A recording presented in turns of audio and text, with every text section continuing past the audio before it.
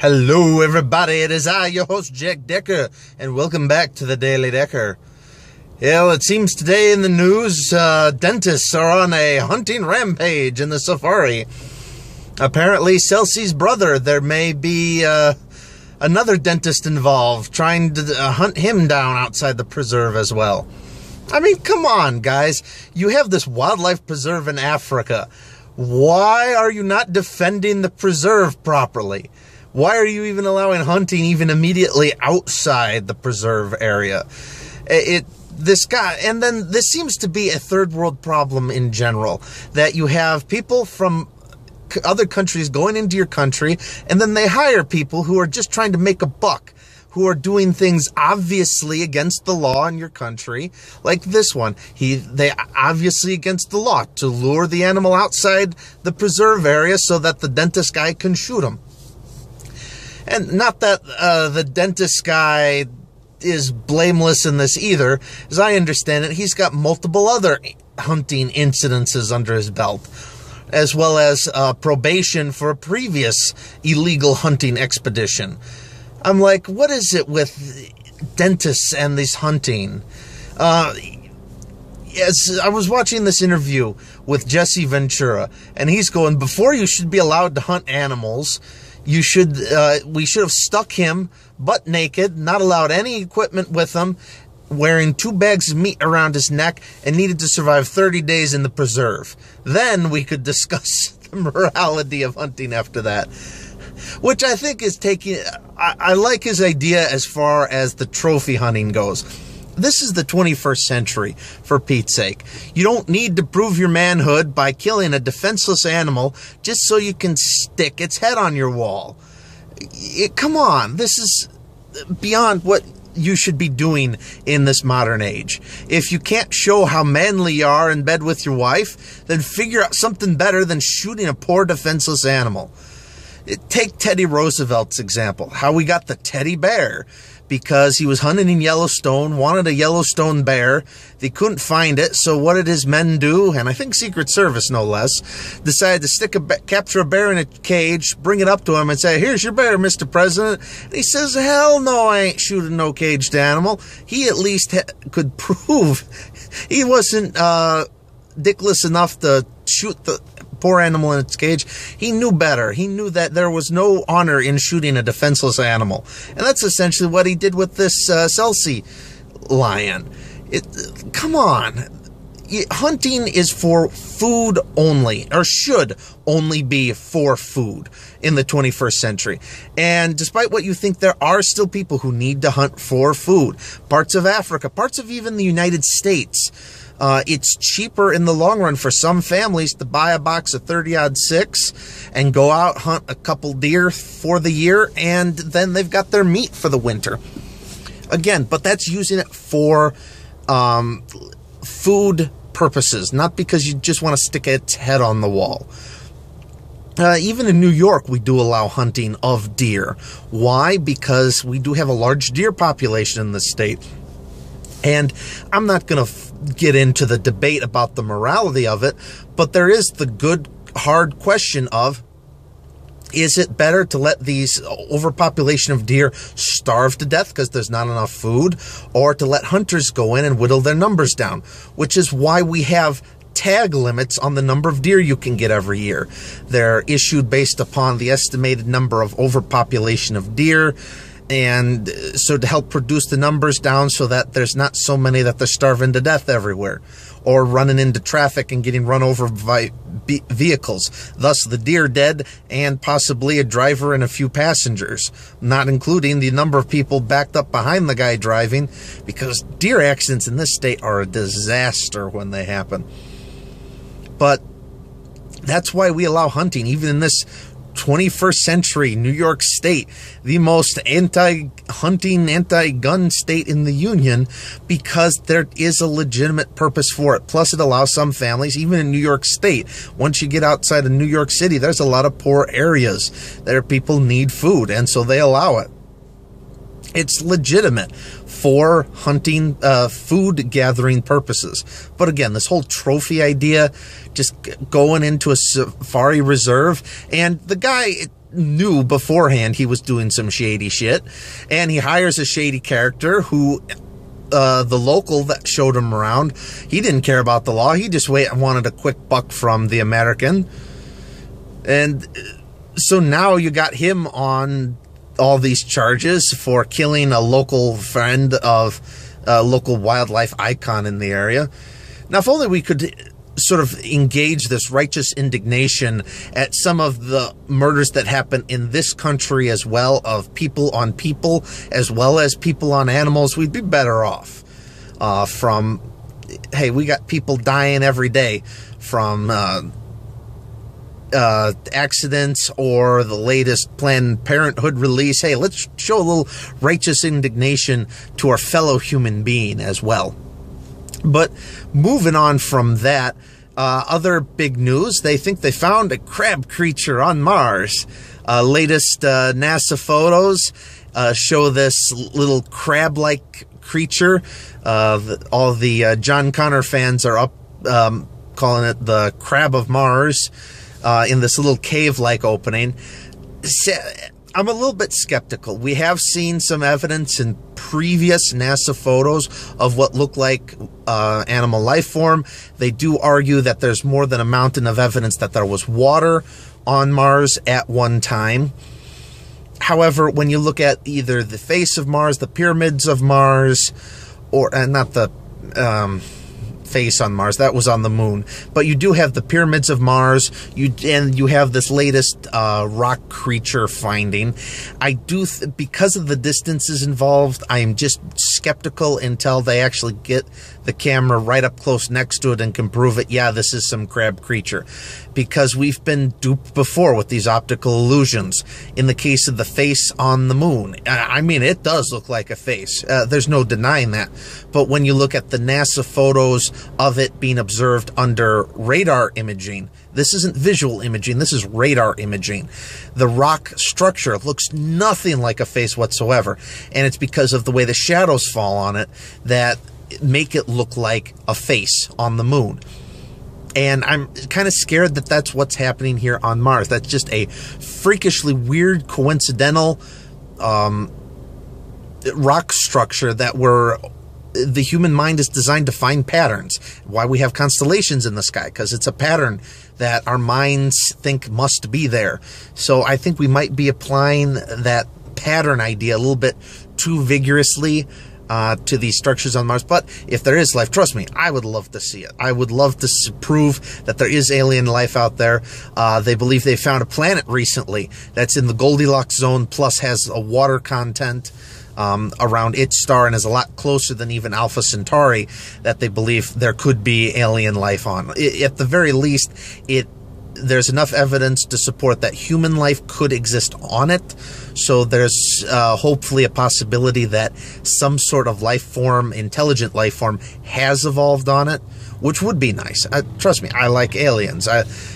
One of my favorite pet alien theories is the whole Mars has always been associated with war. There was some argument that there's evidence of much higher radiation pockets on Mars than should naturally be occurring. I think I said Mars was always associated with war, like the god of Mars from ancient Greece and Roman mythology. There's evidence that water was there.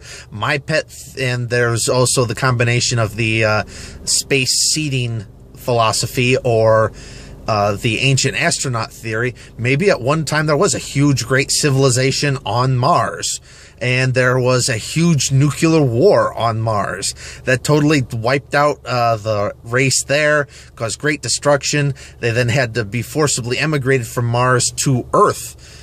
But because they didn't carry the technical knowledge necessary to maintain everything, things fell into a mythology state of, instead of flying machines, we then wrote them down as flying carpets and whatnot. So we might actually be the ancestors of Martians, for all we know. And these UFO sightings that we occasionally see, the few legitimate ones, might actually be a branch in our ancestors' history where some of them fled to another galaxy and kept the knowledge with them, and then we got stuck here on Earth, the dregs of Martian society, and being forced to fend for ourselves. an ancient, nice little pet theory, but I'm not sure how much water it has. But hey, maybe one day we'll find out for sure. Other news. Why are we getting involved in a Syrian civil war? I mean, come on. I'm pro-military. I love the guys in uniform. I'm like, thank you for your service and everything, and wish I could be with you there now. But we don't need to be getting into these wars. I mean, when we invaded Afghanistan, it was essentially the ultimate revenge issue because and I'm not complaining. We were mad after 9/11 and we wanted to punish the fuckers who did it. So we invaded Afghanistan. I think we should have done Saudi Arabia as well, considering most of the guys on the list were Saudis. But, and maybe we could have gotten some cheaper oil out of it too. But it was essentially an act of extreme passion without much logic behind it. We did it, we wiped them out, and now the power vacuum we left behind allows ISIS to come around. They're on this huge caliphate throughout the area, nuts as a loon, picking fights with the world, picking fights with other jihadis. There was an article in, was it the London Guardian, I think, I was reading recently, talking about how the Taliban and Hamas might be becoming the new anti-terrorist units in the area because they're pissed at ISIS. Which is a huge statement. They are bad completely. They take Islam to real extreme, and they preach things that even the book of the Quran itself says don't do, like do not kill your fellow Muslims, do not kill innocent people, even if I mean, granted, it has and especially because they're killing a lot of Muslims with these suicide attacks. And in my brief remembrance of reading the book seems to indicate that within the whole series of crime thing, you killing a Muslim, your own people, is worse than even killing a Christian. And most of the people they are killing are Muslims. So you are committing an act that your own book says is one of the most immoral sins that you could be doing. So how is this you following your prophet's dreams or ideals? I'm confused here. But we shouldn't be getting involved in this. Let them wipe each other out, and then when they're too tired from wiping each other out, then we can go back in and build up a good society for them. And I'm not talking about this occupation thing that we're doing now, but actually set up a legitimate government in the zone that can help them rebuild their society and let them become a great culture again. And I mean, again, because a lot of the mathematics, a lot of sciences were because of these areas of people. They aren't dumb retards like we tend to view in the West, hiding in a cave going Allah Akbar before blowing themselves up. These people are responsible for some of the greatest mathematical advances of all time. Our number system we use today is based on the Arabic number system. And though you might not understand the implications of the number 0, mathematically speaking, it is a huge accomplishment scientifically for a culture to be able to understand the concept of 0.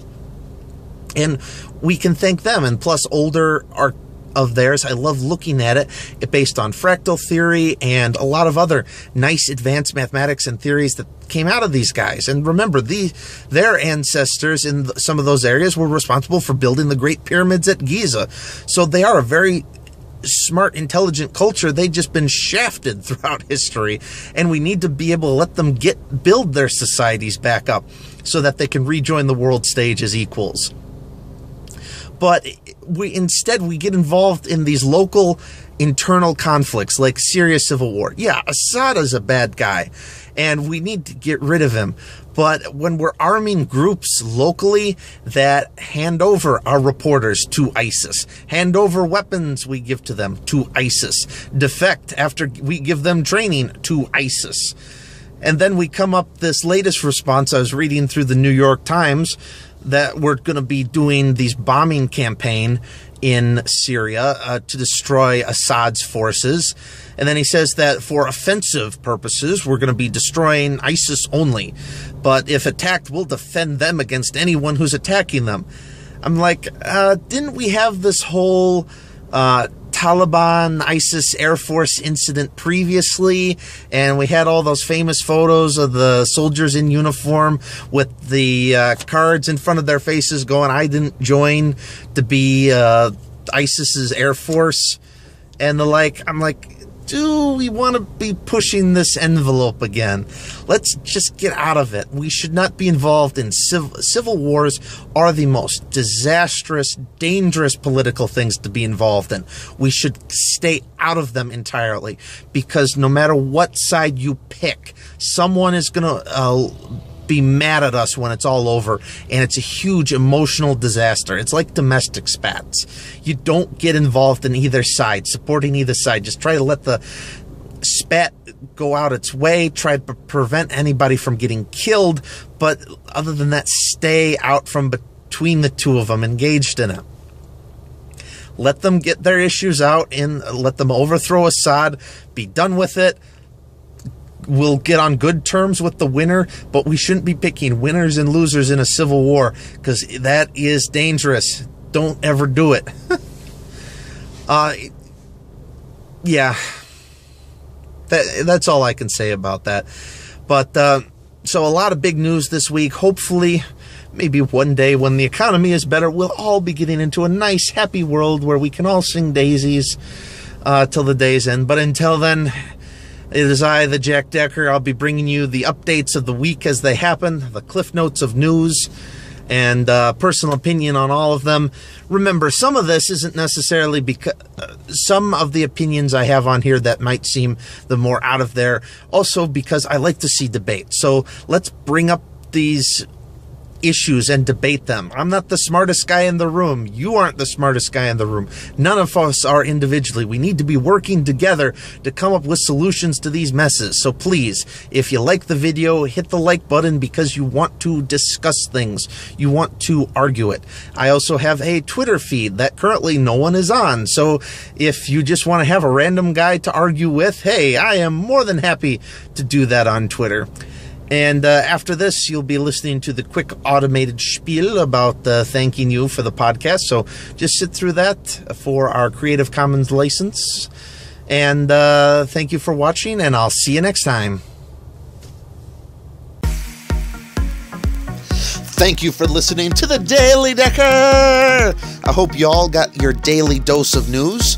I know it's not daily yet, but we're working on that, so give us some time, okay? Thank you for watching, listening, or however you absorb your media, maybe intravenously. Please, if you like the video, please hit the like button below.